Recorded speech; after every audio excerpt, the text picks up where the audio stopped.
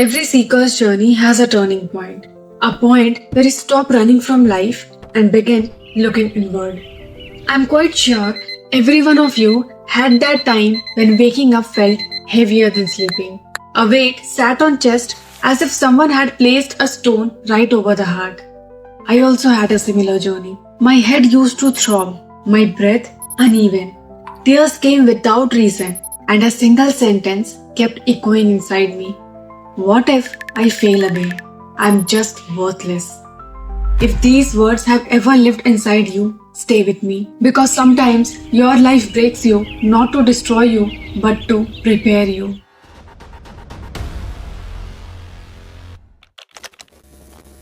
This is a girl, age 22, wanted to become a doctor, but instead became a patient of her own mind. Her whole identity, worth, and future, everything depended on that one exam. Anxious, depressed, full of fear, on medication. Relationships were a mess. Her mind was her enemy.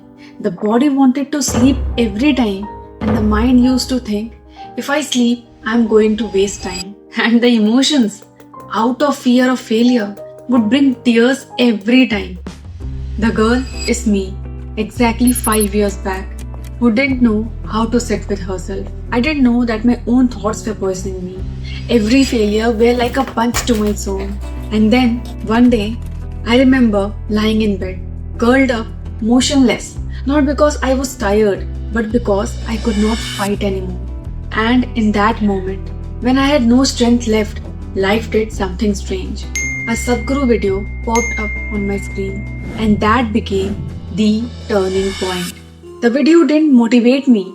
He didn't tell me how to succeed. He didn't promise miracles. It simply told my heaviness, my headache, my panic, my breakdowns. And for the first time, I realized that I wasn't broken. I was just unaware.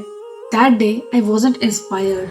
I was rescued. So when lockdown happened and life all around was full chaos, I came back home and felt this strong urge inside me.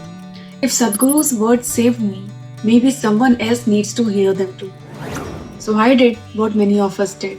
I started posting Sadhguru's video.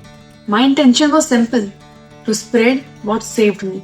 Within just 6 months, the channel grew very fast, only because of Sadhguru's face. So I thought, what's more better than pursuing something you love to listen and follow for full time? That means becoming a full-time content creator.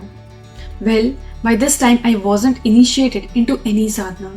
I didn't even know what does sadhana means. But when does life goes according to your wish?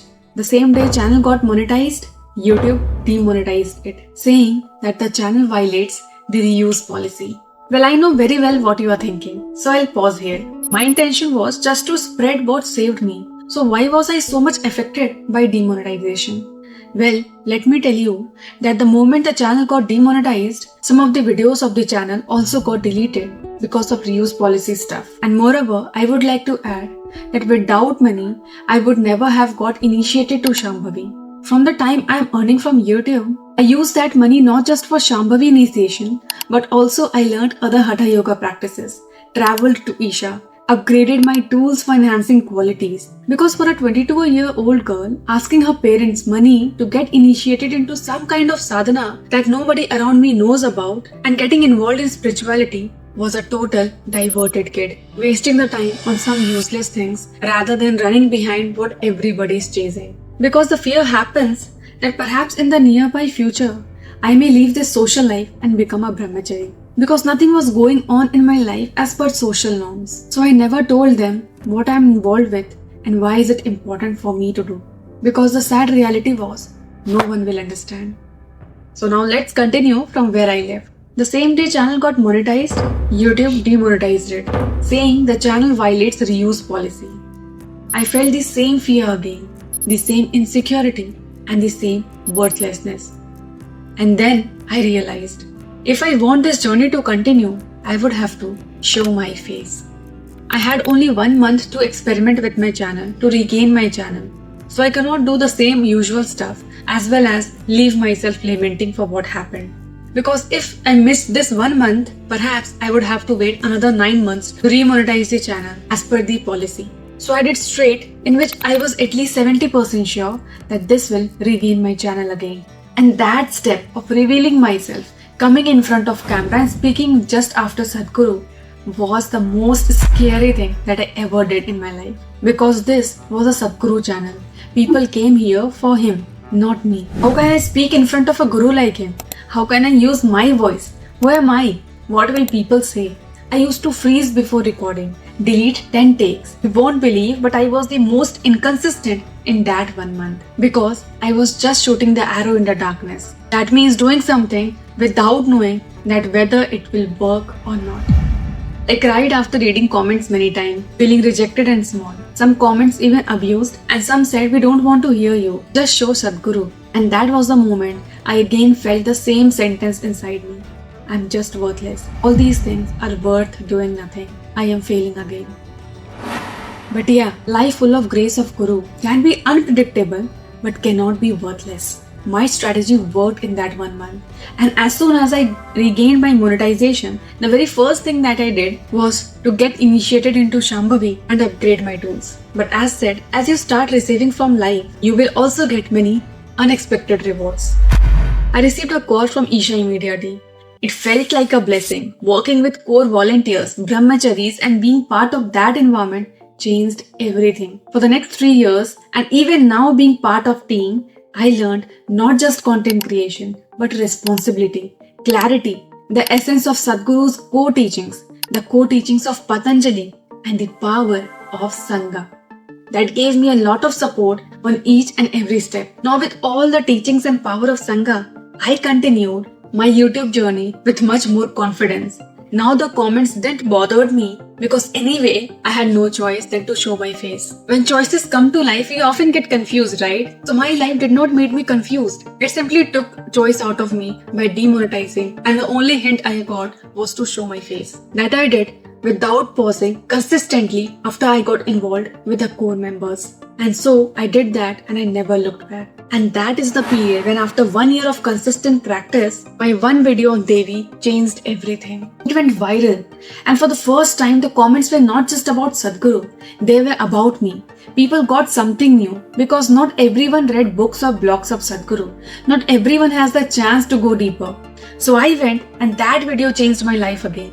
Because now people started opening themselves to me. For the next 6 months, I continued same type of Devi related videos on my channel. Every time bringing something new without bothering about views. So that people could open to me more. So that I could understand them better. And there's when I realized something important. People are actually looking for a companion.